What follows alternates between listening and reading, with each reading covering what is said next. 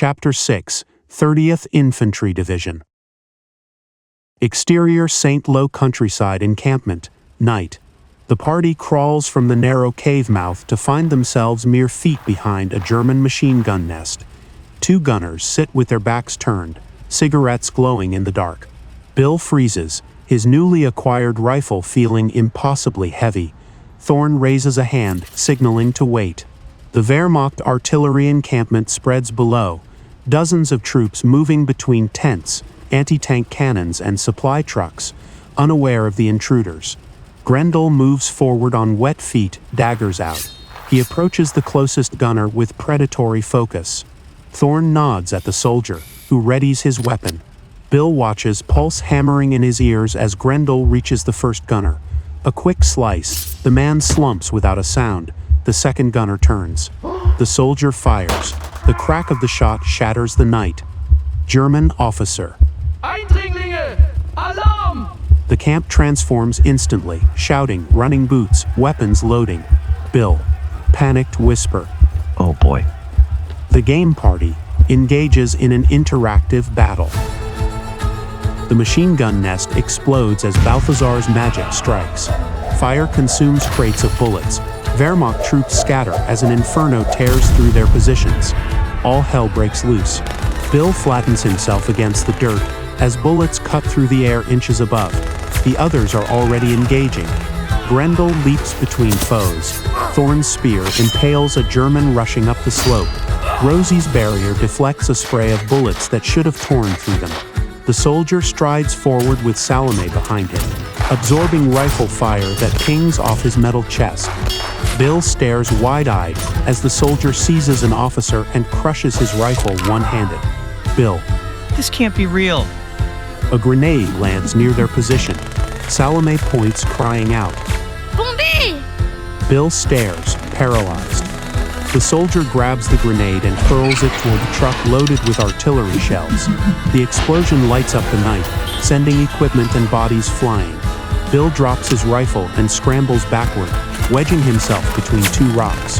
His breath comes in ragged gasps as bullets chew up dirt inches from his face. A crazed German rifleman tackles Rosie, knocking her protective barrier aside.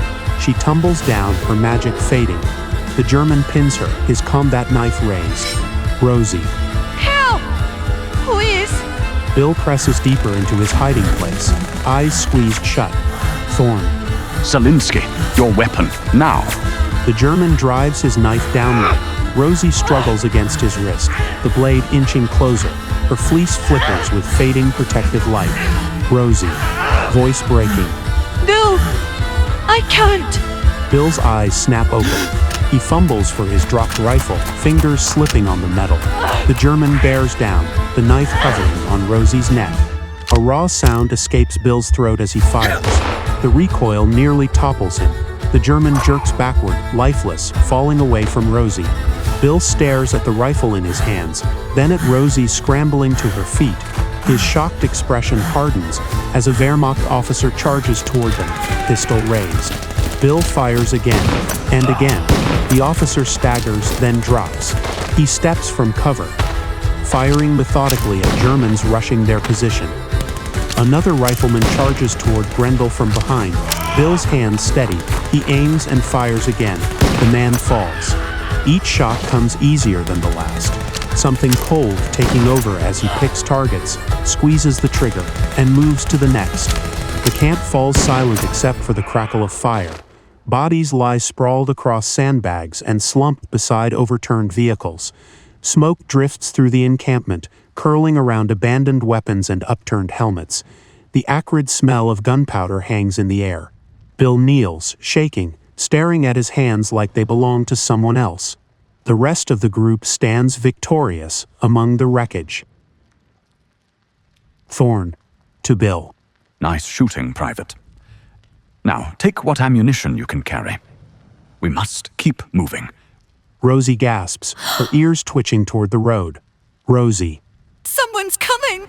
A low rumble grows into the unmistakable growl of diesel engines from both directions.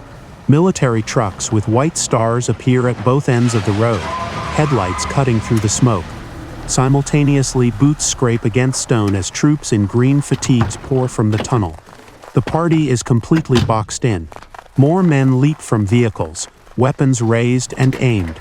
The U.S. Army's 30th Infantry Division has arrived. Thorn. We mustn't be captured.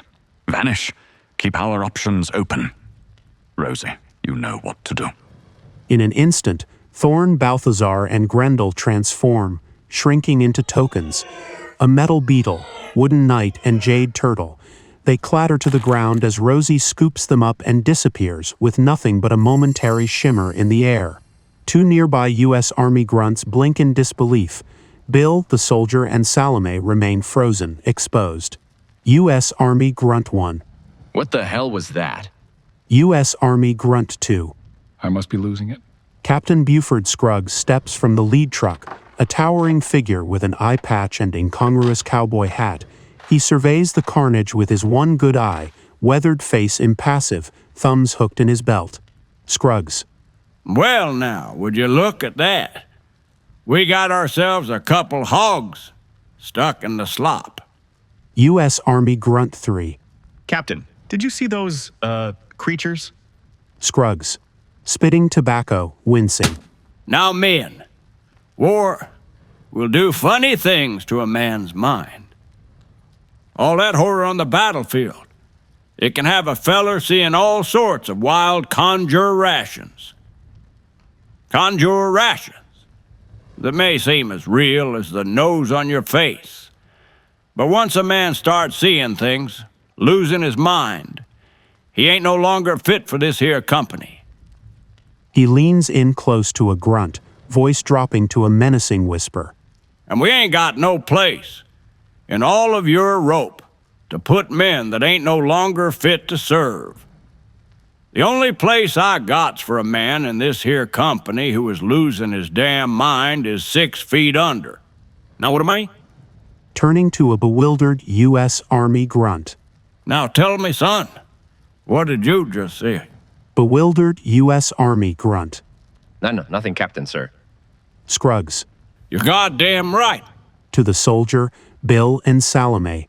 Now we got what we came here for, but it's surrounded by a pile of turds. Here's turd number 1. Scruggs looms over Bill, who visibly shrinks under his glare. Private, what in the hell are you doing here in the middle of this war zone? You lost son. Are you conspiring with this Nazi machination?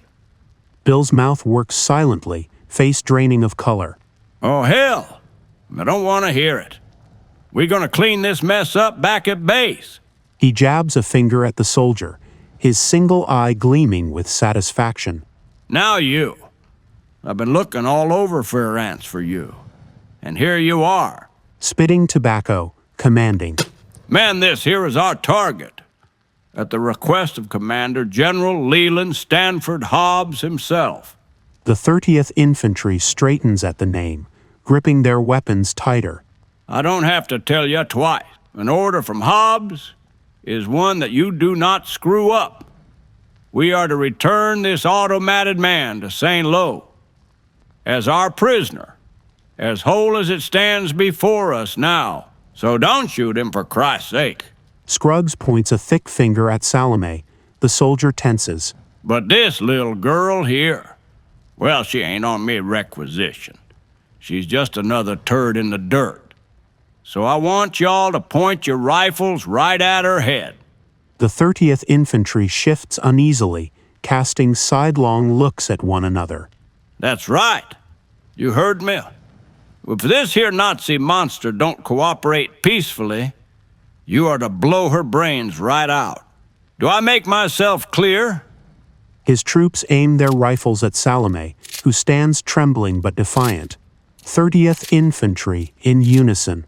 Sir, yes, sir! Furious sparks fly out of the soldier's mouth as he clenches his fists. Scruggs. You understand me, big fella? You speak English? You come with us, all peaceful like, or this here little girl is gonna die. Bill, whispering to the soldier. We don't have a choice. Scruggs. Rope him up. Grunts approach with coiled rope. The soldier's joints lock, a moment of potential violence. Before he extends his arms in surrender, they bind him quickly and drag him toward the waiting truck. Salome breaks away, rushing to clutch the soldier's leg.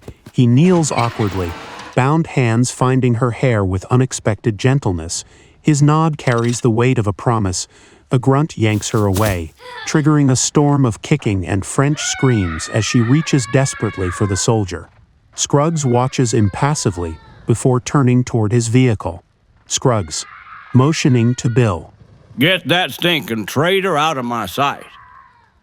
Two grunts shove Bill toward the same truck as the soldier, while Salome's wails fill the air. Scruggs takes one final look at the ruined encampment, face pinched with disgust. Goddamn, what a mess. As the convoy rumbles away, wheels churning dust in the moonlight, a subtle shimmer reveals Rosie's invisible form watching from the shadows.